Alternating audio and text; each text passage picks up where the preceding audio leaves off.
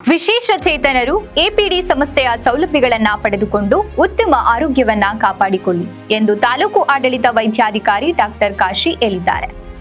ಬುಧವಾರ ಪಟ್ಟಣದ ಸಮುದಾಯ ಆರೋಗ್ಯ ಕೇಂದ್ರದಲ್ಲಿ ಚಿತ್ರದುರ್ಗ ಆರೋಗ್ಯ ಮತ್ತು ಕುಟುಂಬ ಕಲ್ಯಾಣ ಇಲಾಖೆ, ಚಿತ್ರದುರ್ಗ ಜಿಲ್ಲಾ ವಿಕಲಚೇತನರ ಹಾಗೂ ಹಿರಿಯ ನಾಗರಿಕ ಸಬಲೀಕರಣ ಇಲಾಖೆ ಚಿತ್ರದುರ್ಗ, ತಾಲೂಕು ಆರೋಗ್ಯ ಮತ್ತು ಕುಟುಂಬ ಕಲ್ಯಾಣ ಇಲಾಖೆ ಚಳ್ಳಕೆರೆ, ಸಮುದಾಯ ಆರೋಗ್ಯ ಕೇಂದ್ರ Nayakanahatti, HCL foundation, the association of people with disability ಸಂಸ್ಥೆ ರಾಣಿಬೆನ್ನೂರು ಹಾಗೂ ನಿಶಾಟ್ ಸೇವಾ ಸಂಸ್ಥೆ, ಓಂ ಆಸ್ಪತ್ರೆ ರಾಣಿಬೆನ್ನೂರು ಇವರುಗಳ ಸಹಯೋಗದಲ್ಲಿ ಬೆನ್ನುಹುರಿ ಅಪಘಾತ ವ್ಯಕ್ತಿಗಳಿಗೆ ವೈದ್ಯಕೀಯ ತಪಾಸಣೆ ಮತ್ತು ವ್ಯಾಯಾಮ ತರಬೇತಿ ಕಾರ್ಯಕ್ರಮವನ್ನು ಜ್ಯೋತಿ ಬೆಳಗಿಸಿ ಮಾತನಾಡಿದ ಅವರು, ಗ್ರಾಮೀಣ ಪ್ರದೇಶಗಳಲ್ಲಿ ಕುಟುಂಬಕ್ಕೆ ಆಧಾರ ಸ್ತಂಭವಾಗಿರುವ ಬಡ ಜನರು ಇಂತಹ ತೊಂದರೆಗಳಿಗೆ ಒಳಗಾಗುತ್ತಿದ್ದಾರೆ.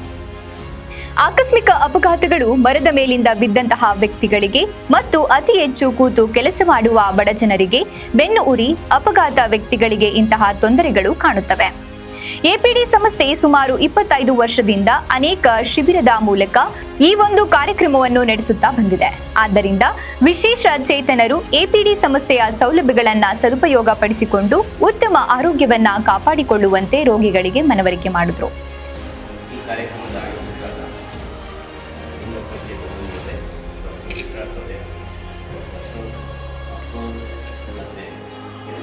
ಎಪಿಡಿ ಸಂಸ್ಥೆ ಮತ್ತು the association of people with disability ಎಲ್ಲ ಸಿಬ್ಬಂದಿಗಳಿಗೆ ಮತ್ತು ಫಲಾನುಭವಿ ಇದು ಯಾರು ಕೂಡ ನಾವಾಗಿ ಕೇಳ್ಕೊಂಡು ಮಾಡ್ಕೊಂಡಿರೋದಂಥದ್ದಲ್ಲ.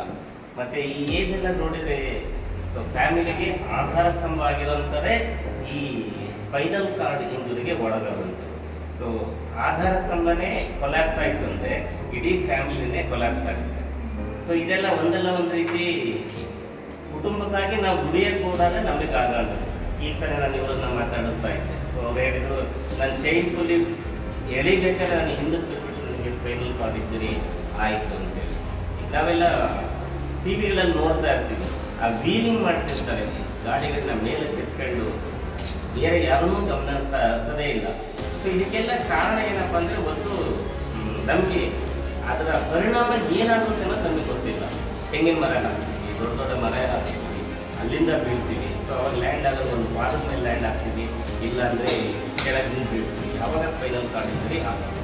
ಸೊ ನಾನು ಏನು ಕೃತಿ ಮಾಡ್ತೀನಿ, ಆ ಕೃತಿಯಿಂದ ಏನು ಪರಿಣಾಮ ಆಗುತ್ತೆ ಅಂತ ಯೋಚನೆ ಮಾಡಿಕೊಂಡು ಅದಕ್ಕೆ ಪ್ರಿವೆಂಟಿವ್ ಸ್ಟೆಪ್ಸ್ ತಗೊಂಡು ನಾವು ಕೆಲಸ ಮಾಡಿದರೆ ಸಾಮಾನ್ಯವಾಗಿ ಈ ಕಾಯಿಲೆಗಳನ್ನು ಪ್ರಿವೆಂಟ್ ಮಾಡ್ಬೋದು. ಸೊ ಇನ್ನು ಇವರಿಗೆ ನಿಮಗೆ ವಿಕಲಚೇತನ ಅನ್ನೋ ಹಾಗಿಲ್ಲ. ಸೊ ಈಗ ಅದು ಟರ್ಮಿನಾಲಜಿ ಕೂಡ ಚೇಂಜ್ ಆಗಿದೆ, ವಿಶೇಷ ಚೇತನ ಅಂತ ಹೇಳ್ತಾರೆ. ಸೊ ವಿಶೇಷ ಚೇತನ ಅಂದರೆ ಒಂದು ಬೈ ಬರ್ತ್, ಸೊ ಇನ್ನೊಂದು ಅಕ್ವೈರ್ಡ್. ಸೊ ಅಕ್ವೈರ್ಡ್ ಅಂದರೆ ನಾವೆಲ್ಲೀಗ ಅಕ್ವೈರ್ಡ್ ಇದರಲ್ಲೇ ಇದ್ದೀವಿ. ಸೊ ಆಕ್ಸಿಡೆಂಟ್ ಆಗೋದು, ಅಕಸ್ಮಾತಾಗಿ ಮಕ್ಕಳಿಂದ ಈ ಕೆಲಸ ಮಾಡಬೇಕಾದ್ರು, ಸೊ ಇದೆಲ್ಲ ಅದರಿಂದ. ಸೊ ನಮ್ಮ ಇಂಡಿಯಾದಲ್ಲಿ ಸುಮಾರು 1.5 ಮಿಲಿಯನ್ ಜನಗಳು ಈಗ ಇಲ್ಲಿವರೆಗೂ ಇದ್ದಾರೆ. 1.5 ಮಿಲಿಯನ್ ಸ್ಪೈನಲ್ ಕಾರ್ಡ್ ಇಂಜರಿ ಇರೋದು. ಸೊ ಈ ಪೂಲ್ಗೆ ಪ್ರತಿ ವರ್ಷವೂ ಕೂಡ 20,000 ಜನ ಆ್ಯಡ್ ಆಗ್ತಾ ಇದ್ದಾರೆ. ಸೊ ನನಗೆ ಗೊತ್ತಿರಲಿಲ್ಲ, ನಮ್ಮ ಸುತ್ತಮುತ್ತಲೇ ಇಷ್ಟೊಂದು 17 ಜನ ಇದ್ದೀರಾ ಅಂತೇಳಿ ನನಗೆ ಗೊತ್ತಿರಲಿಲ್ಲ. ಲಾಸ್ಟ್ ಟೈಮ್ ಒಂದು ಕ್ಯಾಂಪ್ ಮಾಡಿದ್ವಿ, ಅವ್ರು ಬೇರೆ ಬೇರೆ ತಾಲೂಕಿಂದೆಲ್ಲ ಕರ್ಕೊಂಡು ಬಂದಿದ್ವಿ. ಸೊ ಇಷ್ಟೊಂದು ಜನ ಇದ್ದಾರ, ಇಷ್ಟೊಂದು ಫ್ಯಾಮಿಲಿ ಲೈಫ್ ಹೇಗಪ್ಪ ಅಂತ ಈಗ ಹನುಮಂತಪ್ಪರು ಹೇಳಿದ್ರು ನಮ್ಮ ಹಿಸ್ಟ್ರಿಯಲ್ಲಿ. ಸೊ 3 ವರ್ಷ ಅವರು ಮನೆಯಲ್ಲೇ ಬೆಡ್ಡಲ್ಲಿ ಮಲಗಿದ್ರು. ಸೊ 3 ವರ್ಷ ತನಕ ಅವ್ರಿಗೆ ಸೇವೆಯನ್ನು ನೀಡೋರು ಯಾರು? ಸೊ ಮನೆಯಲ್ಲಿ ಏನು ಎಕ್ಸ್ಪೆಕ್ಟ್ ಮಾಡ್ತಾರೆ, ದುಡಿಯುವ ಸ್ತಂಭ ಅಂದರೆ ಅರ್ನಿಂಗ್ಸ್ ಬರಬೇಕು ದುಡ್ಡು. ಸೊ ಅದರಿಂದ ಮನೆಯನ್ನ ನಡೆಸ್ಕೊಂಡು ಹೋಗ್ಬೇಕು. ಈಗ ಅದೇ ಹಾಸಿಗೆ ಮೇಲೆ ಮಲಗಿದೆ ಅಂದರೆ ಮನೆಯಲ್ಲಿ ಹುಡುಗರು ಕೆಲಸ ಮಾಡಲಿಕ್ಕೆ ಹೋಗ್ಬೇಕಾಗುತ್ತೆ. ಸೊ ಇವ್ರ ಕಡೆ ಗಮನ ಕೊಡೋರು ಯಾರು? ಇನ್ನು ಗೌರ್ಮೆಂಟ್ ಸೆಕ್ಟರಿಗೆ ಬಂದರೆ, ಗೌರ್ಮೆಂಟ್ ಸೆಕ್ಟರ್ ನಮ್ಮ ಇನ್ಸ್ಟಿಟ್ಯೂಷನ್ಗೆ ಯಾರು ಬರ್ತಾರೆ ಅವ್ರಿಗೆ ಕೇರ್ ಕೊಡ್ತಾರೆ. ಸೊ ಮನೆಯಲ್ಲಿ ಯಾರು ಹಾಸಿಗೆ ಮೇಲೆ ಮಲಗಿದರೆ ಅಂಥವ್ರ ಕೇರ್ ಇನ್ನೂ ಕೂಡ ಅಷ್ಟೊಂದು ಆಶಾದಾಯಕವಾಗಿಲ್ಲ. ಸೊ ಆ ನಿಟ್ಟಿನಲ್ಲಿ ಎಪಿಡಿ ಸಂಸ್ಥೆಯವರು ಬಹಳ ಒಳ್ಳೆ ಕೆಲಸನ ಮಾಡ್ತಾ ಇದ್ದಾರೆ. ಸೊ ಅವ್ರು ಎರಡೂ ಕಡೆನೂ ಕೋಆರ್ಡಿನೇಟ್ ಮಾಡ್ತಾ ಇದ್ದಾರೆ. ಒಂದು ಮನೆ ಭೇಟಿ ಮಾಡಿಬಿಟ್ಟು ಎಪಿಡಿ ಸಂಸ್ಥೆಯ ಸಂಯೋಜಕ ನಿಂಗಪ್ಪ ಕೆ ದೊಡ್ಮನಿ ಮಾತನಾಡಿ, ಎಪಿಡಿ ವತಿಯಿಂದ ಕೈಕಾಲು ಸ್ವಾಧೀನ ಕಳೆದುಕೊಂಡ ವಿಕಲಚೇತನರ ಸಮುದಾಯಕ್ಕೆ ಶ್ರಮಿಸುತ್ತಿದೆ. ಎಪಿಡಿ ಸಂಸ್ಥೆ 4 ಜನ ವಿಕಲಚೇತನರಿಂದ 1950ರಲ್ಲಿ ಪ್ರಾರಂಭವಾಯಿತು. ನಿರಂತರವಾಗಿ ಎಪಿಡಿ ಸಂಸ್ಥೆ ಕೆಲಸ ಮಾಡುತ್ತಾ ಬಂದಿದೆ. ವರ್ಷಕ್ಕೆ ಸುಮಾರು 1,50,000 ಜನರಿಗೆ ಈ ಸೌಲಭ್ಯವನ್ನ ನೀಡುತ್ತಾ ಬಂದಿದೆ ಎಂದು ತಿಳಿಸಿದರು. ಈ ಸಂಸ್ಥೆಯನ್ನು 1959 ಬೆಂಗಳೂರಲ್ಲಿ ಲಿಂಗರಾಜಪುರಂ ಅಂತ ಒಂದು ಸಣ್ಣ ಒಂದು ರಾಷ್ಟ್ರದಲ್ಲಿ ಇದನ್ನು ಪ್ರಾರಂಭ ಮಾಡಬೇಕು.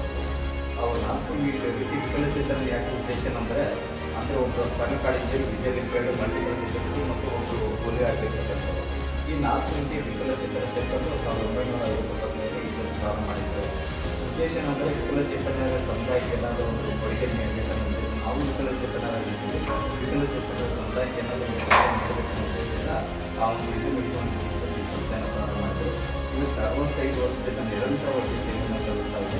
ಒಂದು ವರ್ಷಕ್ಕೆ 1.5 ಲಕ್ಷ ಜನಗಳಿಗೆ ವಿಕಲಚೇತನರಿಗೆ ಕಾರ್ಯಕ್ರಮವನ್ನು ಅಂದರೆ ಸರ್ವಿಸನ್ನು ಕೊಡ್ತಾ ಬಂದಿದೆ. ಅದರಲ್ಲಿ ಈ ಬೆನ್ನುಹುರಿ ಅಪಘಾತ ವ್ಯಕ್ತಿಗಳಿಗೆ ಒಂದು ಪುನಶ್ಚೇತನ 2000 ಇಸ್ವಿಯಿಂದ ಇಲ್ಲಿ ನಿರಂತರವಾಗಿ ಮಾಡ್ತಾ ಬಂದಿದೆ. ಎಪಿಡಿ ಸಂಸ್ಥೆ ಮುಖ್ಯವಾಗಿ 2 ರೀತಿಯಲ್ಲಿ ಕೆಲಸ ಮಾಡ್ತಾ ಇದೆ. APD association of people with disability ಅಂತ ಹೇಳುತ್ತೆ. ಇದು ಮುಖ್ಯವಾಗಿ 2 ರೀತಿಯಲ್ಲಿ ಸರ್ವಿಸನ್ನು ಮಾಡ್ತಾ ಇದೆ. ಒಂದು ಸಮುದಾಯ ಆರೋಗ್ಯಯುತ ಪುನಶ್ಚೇತನ ಕಾರ್ಯಕ್ರಮ ಅಂತ ಹೇಳ್ಬಿಟ್ಟು, ಇನ್ನೊಂದು ಸೆಂಟರ್ ಬೇಸ್ಡ್ ಅಂದರೆ ರಿಹಾಬಿಲಿಟೇಷನ್ ಇದನ್ನು ಕೂಡ ಮಾಡ್ತಾ ಇದೆ. ಅಂದರೆ ಸೆಂಟರ್ ಬೇಸ್ಡ್ ಅಂತ ಹೇಳಿದ್ರೆ ಈ ಬೆನ್ನುಹುರಿ ಅಪಘಾತವಾಗದಂಥ ವ್ಯಕ್ತಿಗಳಲ್ಲಿ ಕರ್ನಾಟಕದಲ್ಲಿ ಒಂದು 6 ಕಡೆ ರಿಹಾಬಿಲಿಟೇಷನ್ ಸೆಂಟರ್ನ ಇದು ಮಾಡಿದೆ. ಅಂದರೆ ನೇರವಾಗಿ ಎಪಿಡಿ ಸಂಸ್ಥೆ ಮುಖಾಂತರ ಒಂದು ನಡೀತಾ ಇದೆ.